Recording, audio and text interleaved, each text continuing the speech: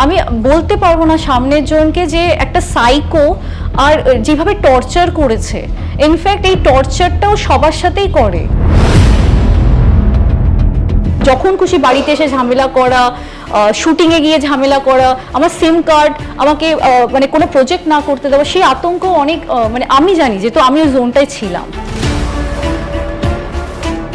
আমি জানি না সবাই সেম কিনা, কিন্তু আমার এক্সপেরিয়েন্সে আমি একজন ফিমেল ওসির কাছে গিয়েও কোনো হেল্প পাইনি। যেখানে আমি হেল্প পাইনি সেখানে আমার আইনের কাছ থেকে কোনো হোপ নেই। একদিনের জন্য যদি ওকে শাস্তি দেওয়া হতো বা একদিনের জন্য যদি জেলে, তাহলে কিন্তু সাহসটা আর পেতো না। আমাকে বলা হয়েছিল কেস তুলে নেওয়ার জন্যে টাকা পয়সা দিয়ে, কিন্তু আমি কেসটা তুলিনি। আমরা চ্যালেঞ্জ করেছিলাম যে তোমরা তাহলে মিডিয়ার সামনে এসে বলো, কিন্তু এখনো পর্যন্ত এত দিন হয়ে গেল মিডিয়ার সামনে আসতে পারেনি।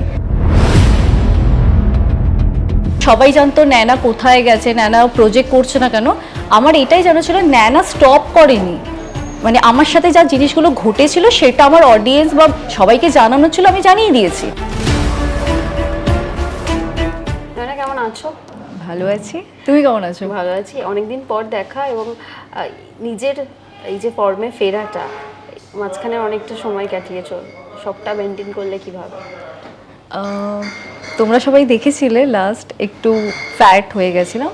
মুম্বাই শিফট হওয়ার পর ওই জোনটা থেকে বেরোনোর একটু সময় লেগেছিল। তারপর মুম্বাই থেকে গ্রুমিং স্টার্ট হলো, তারপরে গিয়ে এখানে। ইয়েস, মাঝের অনেকটা সময় নিজের সঙ্গেও খানিকটা লড়াই করতে হয়েছে এবং তারপর এই জায়গাটাতে আসা। কাজেরও অনেকটা ক্ষতিই হয়েছে আমি বলবো। সবকিছু সামলানোটা কতটা কঠিন হয়ে পড়েছিল যখন মুম্বাইতে নিজের মতো করে আবার একটা আবার জিরো থেকে শুরু করার মতো। 3-4 বছর ইন্ডাস্ট্রির কোনো প্রজেক্ট আমি করিনি, কারণ প্রবলেমটা সবাই জানে। তারপর মুম্বাইতে শিফট করা, তারপর আমি প্রচণ্ড হেলদি মোটা হয়ে গেছিলাম, তারপরে একটু প্রবলেমেও ছিলাম।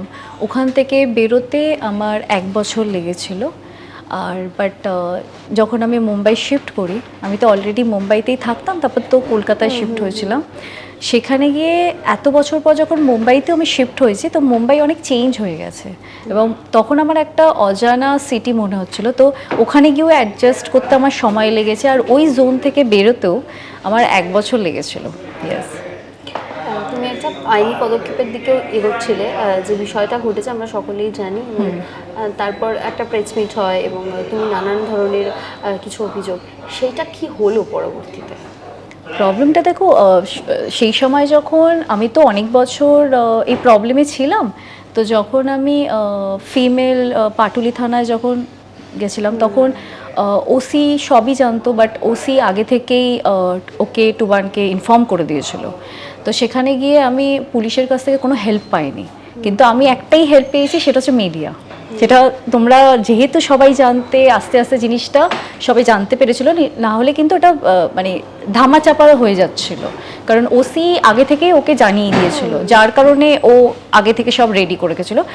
এবার যেহেতু এটা হাইকোর্ট অবধি চলে গেছিলো, তো সেখানে হাইকোর্টের একটা ডেট ব্যাপার থাকে, আর যেই ফিমেল দুজন আমাকে ওয়ার্নিং দিয়েছিল তাদের ওপর কেস করা হয়েছিল এবং তারা একজন মুম্বাইয়ে ফ্ল্যাটে থাকতো, সে অন্য জায়গায় শিফট করে গেছে।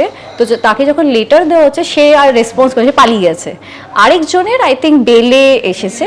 আর এই কেসটা এখনো যেহেতু চলছে এবং আমাকেও কোর্টে যেতে হয়েছিল, এখনো মামলা চলছে মামলা, কিন্তু সেখানে দাঁড়িয়ে আমাকে তো আমার কাজটা করে যেতে হবে।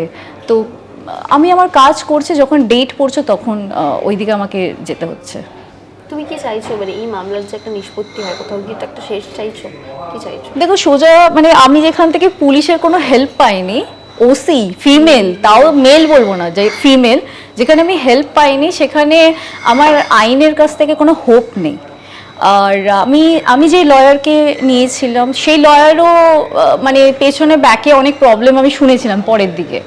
তো সেখানে যখন আমাকে মিডিয়ার হেল্প পেলাম আর আমি যখন আইনের পাইনি, তখন আমার কোনো হোপ থাকে না কলকাতার পুলিশের কাছ থেকে। আমি জানি না সবাই সেম কিনা, কিন্তু আমার এক্সপেরিয়েন্সে আমি একজন ফিমেল ওসির কাছে গিয়েও কোনো হেল্প পাইনি।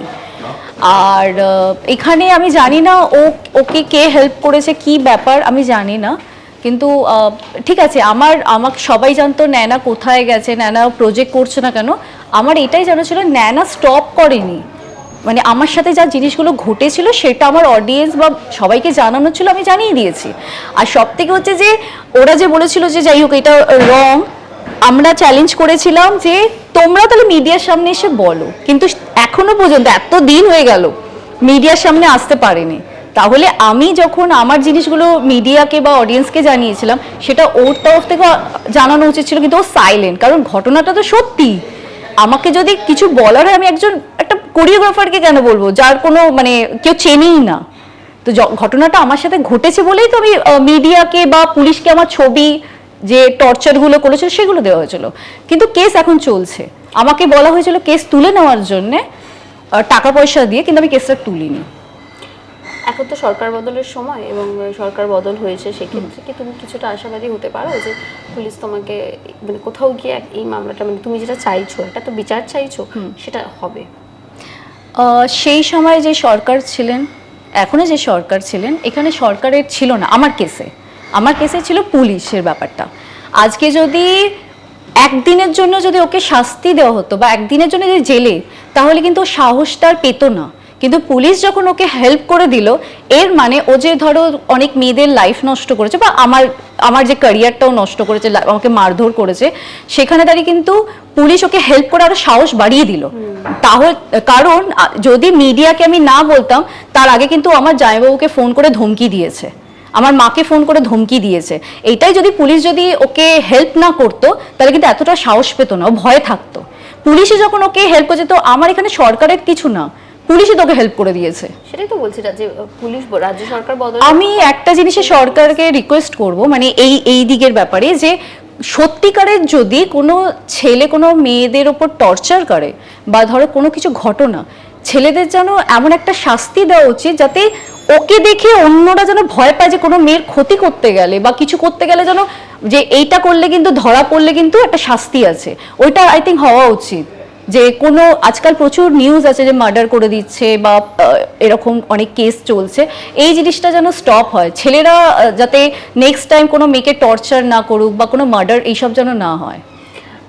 তুমি যেটা বললে যে মুম্বাইতে আমার তোমাকে যা দেখেছিলাম মনে হচ্ছে প্রচুর মেনটেন করেছো, মানে একটা কড়া ডায়েটে, কি তোমার রুটিন ছিল? দেখো, তোমরা যদি আগে চরিত্রহীনের সময়, যে সময় আমি প্রজেক্ট করতাম, তখনও আমি মুম্বাই বা ফিট থাকতাম, কিন্তু যেহেতু এই 3 বছর আমার উপর টর্চার বা আমাকে মেন্টাল ডিস্টার্ব, তো আমি একদম সব ভুলে গেছিলাম। কিন্তু যখন আমি আবার মুম্বাই শিফট করি, প্রথমে শিফট করা, একটা জায়গা স্টে, মানে ফ্ল্যাট খুঁজে নেওয়া, তারপরে জিম, ডায়েট, এইগুলো করেই আমি আবার গ্রুমিং করে ফিরেছি, যেটা বেসিক সবাই করে। একটু বলো যে কাজের পরিস্থিতিটা এখন কিরকম, মানে কি কাজ আসছে?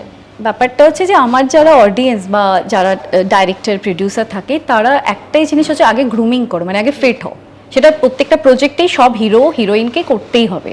সেখানে দাঁড়িয়ে আমি যেহেতু 2025-এ আমি শিফট হয়েছি, তো শিফটিং সব কিছু করতে করতে আমি এখন নিজেকে গ্রুমিং করেছি। আর আমি যেহেতু অ্যানাউন্সমেন্ট করেছিলাম যে RGB স্যার লঞ্চ করছে, তো ওনার তো প্রত্যেকটা হিরোইনই ফিট বডি, উনি অলওয়েজ হিরোইনদের ওরকমই টাইম দেওয়া হয়। তো সেখানে দাঁড়িয়ে আমার যদি আবার সাউথে যেহেতু আমি বেশি প্রজেক্ট করি, তো RGB স্যার মতলব রামগোপাল বর্মা স্যারের হাত ধরেই আবার entry. Yes, south, yes south. বা উনি যেহেতু বলিউডে এখন অলরেডি সরকার 4 অ্যানাউন্সমেন্ট করেছিল, বাট উনি নিজেই আবার বললেন যে অমিতাভ বচ্চনের সাথেই প্রজেক্ট করছে, বাট সিকান্দার আই থিঙ্ক ওনার প্রজেক্টে, বাট আমি কোন প্রজেক্টে রয়েছে সেটা আমি জানি না, মানে তেলেগু না বলিউড সেটা আমি জানি না। একটা ইয়েস, প্ল্যানিং, ইয়েস প্ল্যানিং তো অফকোর্স। আর বাংলায় কাজের কথা তুমি বলছিলে যে সেই সময় তোমার ধারাবাহিকেরও বেশ কিছু অফার ছিল, তো সেক্ষেত্রে কি ভাবছো? সিরিয়ালের ব্যাপারে হচ্ছে, যদি সিরিয়াল হয় তাহলে আমাকে এখানে শিফট করতে হবে, কারণ ওটা এভরিডে শ্যুট থাকে। আর আমার না সিরিয়ালে কোনো এক্সপিরিয়েন্স নেই, মানে এভরিডে যেহেতু আমি শুনেছি যে সকাল থেকে রাত অবধি থাকে, তো সেই সময় যেহেতু আমি কলকাতায় শিফট করেছিলাম, ভেবেছিলাম ঠিক আছে আমি স্টার জলসা যদি সিরিয়াল করি, বাট যদি মানে তুমি যেটা জিজ্ঞেস করছো, তো সিরিয়াল করতে গেলে আমাকে শিফট, আমি এখন ফিল্ম ইয়া ওয়েব সিরিজ, যেটা আমি আগে করতাম। টলিউডে তো ওয়েব সিরিজে তুমি প্রচুর চরিত্রহীনের কথা যদি বলি, খুব সাকসেসফুল একটা ওয়েব শো। তো সেক্ষেত্রে কি তুমি আবার নতুন করে নিজেই যোগাযোগের পরিধিটা এতদিন তুমি বন্ধ করে রেখেছিলে, সেটা শুরু করছো? না, অ্যাকচুয়ালি কি বলতো, আমি না কোনোদিনই কারোর কাছে কেউ বলতে পারবে না যে আমাকে কাজ দাও, আমি কোনো দিন আজ পর্যন্ত বলিনি। মানে আমার কাছে মনে হচ্ছে যে আমি যদি একটা কোনো প্রজেক্ট করি, আমার পারফরমেন্স দেখে যদি ডাইরেক্টর বা প্রডিউসারের যদি মনে হয় যে হ্যাঁ আমার এই ক্যারেক্টারে নেওয়া যাবে, তো ওরকমই ফোন এসেছে। কিন্তু কোনোদিন আমি কাউকে ফোন করে বা আমার ফ্রেন্ডেও যদি কেউ প্রডিউসার ডাইরেক্টর, আমি কোনোদিন বলিনি যে আমাকে প্লিজ কাস্টিং করো। আমি কোনোদিন কাজই চাইনি আজ পর্যন্ত কারোর কাছ থেকে। কারণ আমার মনে হয় যে কোনো সময় যদি কোনো পারফরমেন্সের ভুল হবে তখন বলবে তো তুমিই কাজ চেয়েছিলে, এই জিনিসটা আমি কোনোদিন চাই না। তো আমার পারফরমেন্স দেখে যদি সামনের জন্য মনে হয় যে না একটা ক্যারেক্টারে যাবে, দেন ওকে, ইয়েস। না, একটা সম্পর্কের একটা সমীকরণে তুমি একটা পরিস্থিতির সম্মুখীন হয়েছো, পরবর্তীতে ব্যক্তিগত জীবন বা সম্পর্ক নিয়ে কি ভাবছো? এটা আমাকে অনেকেই জিজ্ঞেস করেছে, বাট 3-4 বছর কোনো মানুষের লাইফে এটা কম সময় না। মানে 1 বছরই অনেক হয়ে যায়, 3-4 বছর তো ওখানেই। আর আমার মনে না একটা আতঙ্ক ঢুকে গেছে যে এমনিতেও প্রচুর ঘটনা আমি দেখি যে ডিভোর্স কেস বা মার্ডার, এইটা তো ভয় আছে। এবং আমার না সবার উপর ওই ট্রাস্টটা কমে গেছে। মানে আমি এখন আর ওই ট্রাস্ট করতে পারছি না। মানে এটা আমি জানি না আমার ফিউচারের জন্য গুড ইয়া ব্যাড, বাট এখন আমি আমার ক্যারিয়ারে যেটা আমি একটা বানিয়েছিলাম, একটা ফালতু রিলেশনশিপের জন্য সব হারিয়ে ফেলেছি। আর সেখানে গিয়ে আবার আমাকে জিরো থেকে স্টার্ট করতে হচ্ছে। সেই যে জোনে আমার মনে পড়ে সেই বম্বে শিফট হয়েছিলাম, নিজেকে গ্রুমিং করেছিলাম, আবার প্রজেক্ট, তো সেই জোনটাতে আমি আবার এসেছি। তো সেখানে দাঁড়িয়ে এখন রিলেশনশিপ বা বিয়ে আমি একদম নো। মানে এখন শুনলেই আমার রাগ হয়। এক্স্যাক্টলি, আমি এখন এরকম হয়ে গেছে যে আমার এখন লাভ বিয়ে শুনলেই আমি রেগে যাই। তুমি সেই সম্পর্কটাতে বিয়ের দিকেও খানিকটা খুব বাজে এক্সপিরিয়েন্স। মানে আমার ছোটবেলা থেকেও যা কোনো এক্সপিরিয়েন্স নেই, এই 3-4 বছর আমার মনে পড়লেই না আমি আতঙ্ক একটা হই। মানে আমি বলতে পারবো না সামনের জনকে যে একটা সাইকো আর যেভাবে টর্চার করেছে, ইনফ্যাক্ট এই টর্চারটাও সবার সাথেই করে। মানে ওর অনেক রূপ আছে, নাহলে আমি বেকার কেন একজন মানে কোরিওগ্রাফারকে বলবো? মানে সেই টর্চারটা আমিই জানি, নাহলে ওরকম বডি, ওরকম ডিপ্রেশন, মানে সবসময় আমি আতঙ্কে থাকতাম। কারণ যেভাবে যখন খুশি বাড়িতে এসে ঝামেলা করা, শুটিংয়ে গিয়ে ঝামেলা করা, আমার সিম কার্ড আমাকে মানে কোনো প্রজেক্ট না করতে দেওয়া, সেই আতঙ্ক অনেক মানে আমি জানি, যেহেতু আমি ওই জোনটায় ছিলাম। তো সেখানে দাঁড়িয়ে আমি আর কোনো ট্রাস্ট না। নাকি বিয়ে করবে না এখনো পর্যন্ত তো না। আমার ফ্যামিলির একটু টেনশন আছে, বাট আমি মাকে বলে দিয়েছি যে নো। মানে আমি যত কমফর্ট নাই তলে করে লাভ নেই। মানে আমার বিয়ে থেকেই ভক্তি উঠে গেছে, লাভের থেকে উঠে গেছে। মানে কেউ যদি আমাকে কোনো লাভ বলে আমি ইউটার্ন মারি এখন। আচ্ছা, আজকে তো শুট হচ্ছে, তো কতগুলো লোক আছে একটু বলো। আমাদের প্ল্যানিং তো ছিল যে 6 to 5, বাট যতটা আমরা করতে পারি। আর আজকে বাবান মুখার্জি যিনি ফটোগ্রাফার, তো বাবানদার ফটোশ্যুট। বাবানদার আমি কাজ করেছিলাম অনেক। তো আমার যখন আমি বম্বে থেকে কলকাতায় আসতাম, তখন আমি বাবানদার সাথেও শ্যুট করতাম, অনেকের সাথে করতাম, কিন্তু বাবানদার শ্যুট একটা করতামই। তো যখন আবার এখন কলকাতায় এসে বাবানদাকে আমি নিজেই ফোন করে বললাম যে একটা শ্যুটের প্ল্যানিং করি, তো বাবানদা বললো হ্যাঁ নিশ্চয়ই। তো সেই একটা টিম সবাই রয়েছে, একটা টিমকেই কন্টিনিউ আমি লাইক করি। তো সেখানে বাবানদা যখন প্ল্যানিং করে নিয়েছে, অফকোর্স ভালো তো হবেই। ইয়েস। এখন কি এই শুট, তারপর নিজের কাজে একটা জন্ডার, সেটা নিয়েই ব্যস্ততা থাকুক, সেটাই চাইছো তো? হ্যাঁ, মানে তুমি সেটা বুঝতে পারছো যে আমি নিজেকে গ্রুমিং করছি বা নিজেকে সেই আগের নেনা, কারণ অডিয়েন্স বা প্রত্যেকটা ডাইরেক্টরই আগের নেনাকে চায়। মানে আমি ভাবছি ভাই আগের নেনা আসতেও তো একটু সময়, মানে ওটাকে তৈরি করেছিলাম আমি, তো আগের নেনাকে তৈরি করছি। এবং আগে যেরকম আমি ফটোশ্যুট করতাম ব্যাক টু ব্যাক, বা যেরকম আবার ওয়েভ মুভি, ওই জোনটাতে আমি আসছি। ইয়েস। এই যে একটা নিজের তো ট্রান্সফরমেশন হচ্ছে, এই সময়টা বন্ধু হিসেবে কাদের পাশে পেয়েছো? বন্ধু হিসাবে অনেস্টলি যদি আগে কলকাতা থেকে শুরু করবো না মুম্বাই, যেখান থেকে তাহলে সবার আগে তো বন্ধু ফ্যামিলি পেয়েছি, যারা আমাকে ওয়ার্নিংও দিয়েছিল যে ছেলেটা ভালো না।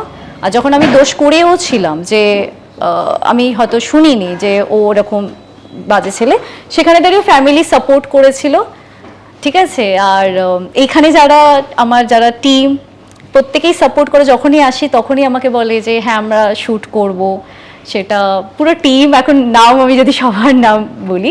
আর মুম্বাইতে প্রচুর বন্ধু হয়েছে পজিটিভ, যে আমাকে ওই জোন থেকে বার করেছে, যে আগে বাড়ো, কাম করো, ছোড়ো ইয়ার, মুম্বাই হে, মানে এই লাইফস্টাইলটা। তো ওখানে গিয়েও প্রচুর মেয়ে বন্ধু, ফিমেল বন্ধু জিমে হয়েছে, তো আমাকে সাপোর্ট করছে। Thank you, yes, thank you so thank you. টলিউডের লেটেস্ট আপডেট, গসিপ ও এক্সক্লুসিভ ইন্টারভিউ দেখার জন্য এখনই সাবস্ক্রাইব করুন সিটি সিনেমার ইউটিউব চ্যানেল আর ফলো করুন আমাদের ফেসবুক, ইনস্টাগ্রাম ও হোয়াটসঅ্যাপ চ্যানেল।